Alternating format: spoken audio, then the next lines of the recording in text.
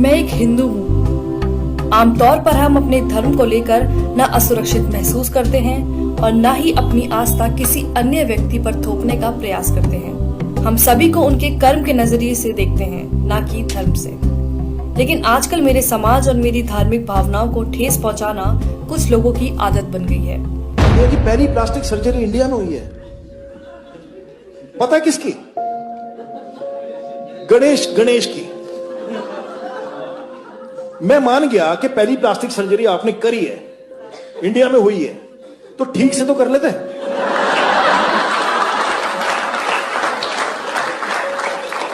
इसको देख के तो यही लगता है कि गांजा फूक के नहीं करना चाहिए सर। क्या ये इन्हें किसी तरह से ज्यादा बुद्धिजीवी बनाता है? आपको ऐसे बहुत से वीडियो मिल जाएंगे जिसमें कॉमेडी के नाम पर लगातार हिंदू धर्म और हिंदू देवी देवताओं का मजाक उड़ाया जाता है। Indian women just celebrated Karwa Chauth, or as I like to call it, Karwa. और सबसे ज्यादा अचरज की बात तो ये है कि इनकी कॉमेडी में जो आम बात है वह हिंदू है। इसमें हिंदुओं को जिंदा जला दिया। Fuck, that's bad. मरने के बाद जलाते ना। ये लोग मेरी धार्मिक भावनाओं को ठेस पहुंचाते हैं और लोगों को मेरे ही धर्म के बारे में झूठी बातें बताकर मेरे ही भगवान को नीचा दिखाते हैं और उम्मीद करते हैं कि मैं इनकी घटियापन पर हंसूं। गणपति बाप्पा मोरिया, शीला की जवानी, गणपति बाप्पा मोरिया, मुंडी है हरामी, check. At one point we just start banging our nipples for some reason. मेरा भगवान आया 1.5 दिन के लिए, मेरा भगवान आया 3 दिन के लिए, बाजू वाले का 5 दिन के लिए, बाहर के मंडली का 7 दिन के लिए। दुखता नहीं है क्या यार इन लोगों को? पहले मुझे लगता था कि ये लोग मोदी सरकार के खिलाफ हैं और उनका विरोध कर रहे हैं, लेकिन अब मेरे साथ साथ बहुत से लोगों को ये पता चल चुका है कि ये लोग सरकार के साथ साथ मेरे धर्म को भी नीचा दिखाने की मंशा रखते हैं। एक पवित्र विश्वास को खत्म करना चाहते हैं। मेरे विश्वास और गर्व को नीचा दिखाकर खुद की मान्यताओं को ऊंचा करना चाहते हैं। कॉमेडियन सुरलीन कौर इस्कॉन को मानने वालों की तुलना पॉर्न से कर रही है। आप सबको मैं बता दूं, बेशक हम सब इस्कॉन वाले हैं, पर अंदर से सब हरामी पॉर्न वाले हैं। सुरलीन इस वीडियो में ऋषि मुनियों को अपमानित करने का कोई मौका नहीं छोड़ती है, उन्हें वासना से भरा हुआ बताती है। सबसे ध्यान लगा के जो चीज की जाती है वो है मेडिटेशन। मैं नहीं मानती, क्योंकि जितनी ध्यान लगा के हम फोन देखते हैं शायद कोई दूसरा काम करते होंगे। सुरलीन कहती हैं कि संस्कृत का इस्तेमाल करके ऋषि मुनियों ने अपने बड़े बड़े कांड छुपाए हैं। धन्य हो हमारे ऋषि मुनि जिन्होंने थोड़ी सी संस्कृत यूज करके अपने बड़े बड़े कांड छुपाए हैं। कामा ये सब सुनना किसी मानसिक उत्पीड़न से कम नहीं है। कॉमेडियन मुनव्वर फारूकी खुलेआम मंच से भगवान राम और माता सीता के लिए अभद्र भाषा का इस्तेमाल कर रहा है। लाइक अगर भगवान को रिस्पॉन्स करें, वो गाना कैसा है ना, लाइक मेरा पिया अगर है और राम जी डोंट गिव।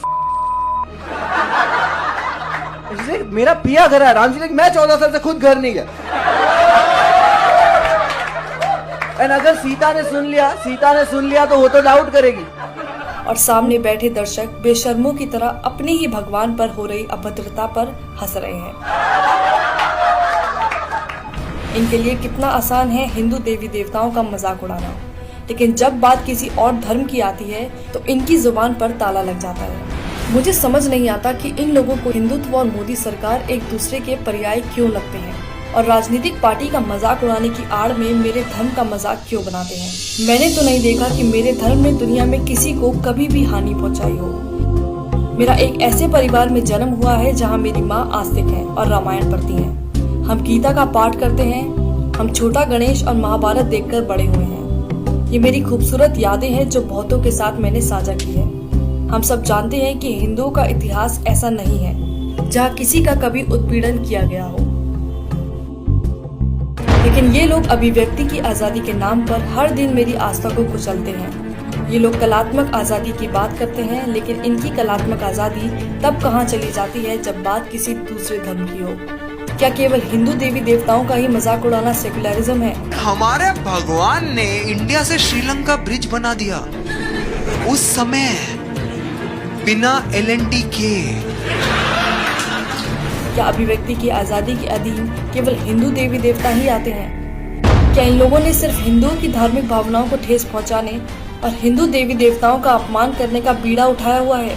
मेरे ख्याल से एक कॉमेडियन का काम मजाकिया चुटकुले बनाना है जिसे लोग सच में समझ पाएं और जिससे उनका मनोरंजन हो, लेकिन मनोरंजन के नाम पर केवल एक धर्म की आस्था और मान्यताओं को गाली देना, उसको लेकर भद्दे शब्दों का इस्तेमाल करना, ये किस प्रकार की कॉमेडी है। और विडंबना की बात तो ये है कि ऐसा करने के बाद भी अंत में ये लोग हिंदुओं को ही असहिष्णु घोषित कर देते हैं।